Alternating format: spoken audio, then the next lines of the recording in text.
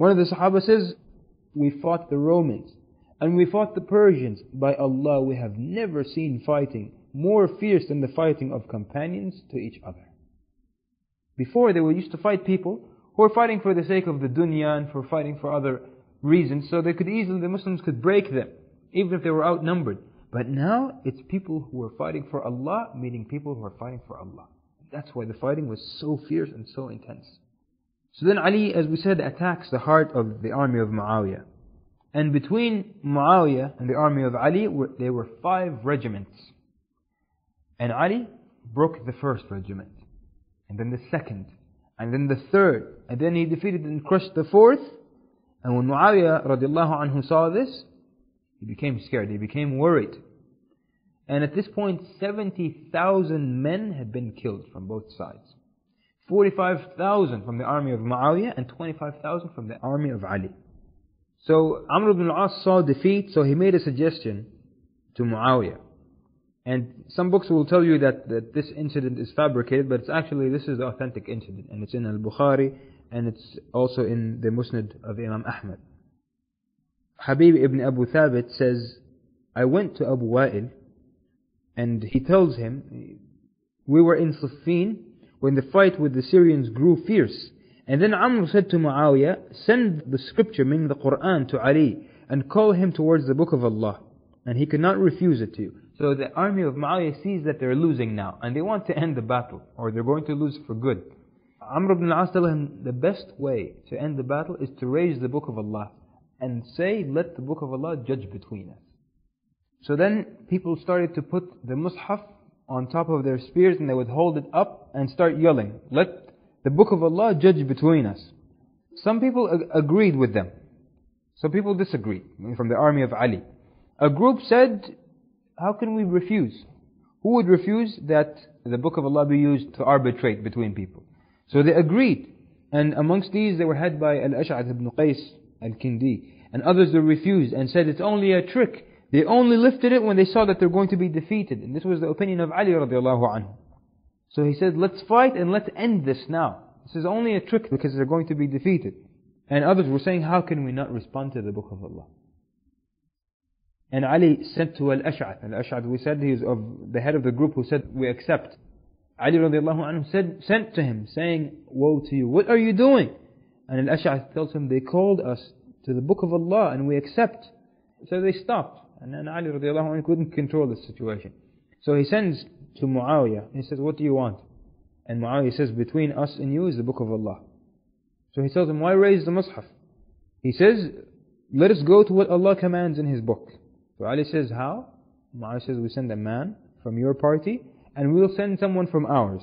And then get them to go by what is in the book of Allah, to judge by what is in the book of Allah. And then we follow what they agreed to. So they go to Ali with this proposal of Muawiyah, and Ali refuses. And the people of Iraq, they accept. And Ali tells them it's a trick. So the people threw their swords down. Even though Ali radiallahu anhu, he was of the wiser opinion, and he was almost victorious, and he was going to end the fitna, but it shows you the seriousness of disobeying your Amir. Ali radiallahu anhu said one thing, and they said the other. And he was of the better opinion, radiallahu anhu. So then Muawiyah's army sent Amr ibn al-As, and the army of Ali, every time Ali radiallahu anhu suggested someone, they refused him. Even Al-Ashtar, who was the leader of Iraq, one of their nobles, Ali at the end said, Al-Ashtar al-Nukha'i. And we said he's one of the people of fitna. Even him they refused him. And they said, we don't want anyone except Abu Musa al-Ash'ari, because he is a man of good opinion. And you remember we mentioned earlier, Abu Musa al-Ash'ari, when he was the governor, and Ali radiallahu anhu came to him at Kufa and asked him to come out, what he told his people? He told the people, this is a fitna, don't go. And he started telling the hadith of the Prophet ﷺ, and he told them not to go out. So now they saw that this is actually a fitna and there's so much killing, and we should have listened to Abu Musa. So they said, we won't accept anyone except Abu Musa al-Ash'ari. So they went to him in his place and they found him and they brought him to represent the army of Ali.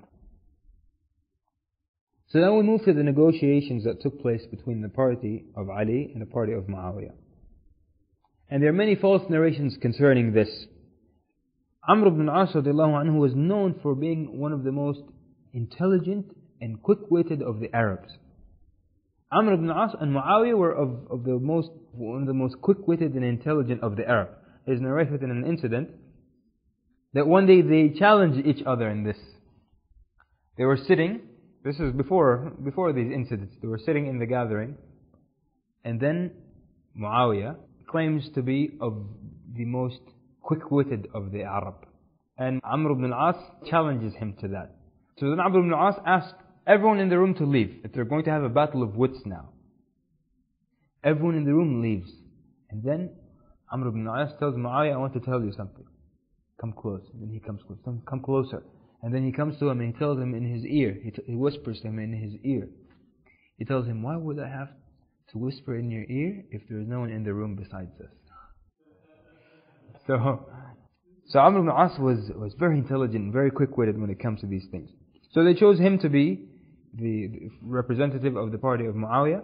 But because he was known for being quick-witted, you find many false narrations concerning this arbitration, that Amr ibn al-As tricked Abu Musa al-Ash'ari into saying, I don't want Ali, and then he removes his ring and he says, I remove Ali just as I remove this ring, and then Amr ibn al-As says, I affirm Muawiya just as I affirm my ring on my finger.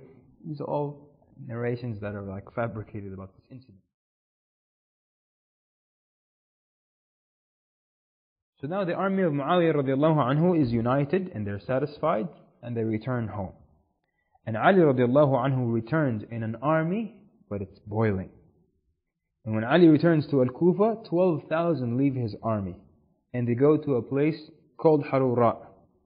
These people, this 12,000 who left the army of Ali, they are known to us today as Al-Khawarej.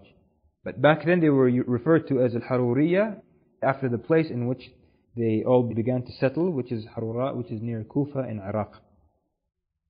So they stayed there, and they went to Zayd ibn Hisn, and they asked him to be in charge of them, and he refused. And then they went to Yazid ibn Asim, and he refused. So they leave now this 12,000, and they have a group there, and they left the army of Ali radiallahu anhu. Notice that not a single Sahabi went out with them, because they had gone astray. So not one Sahabi went out with the Khawarij.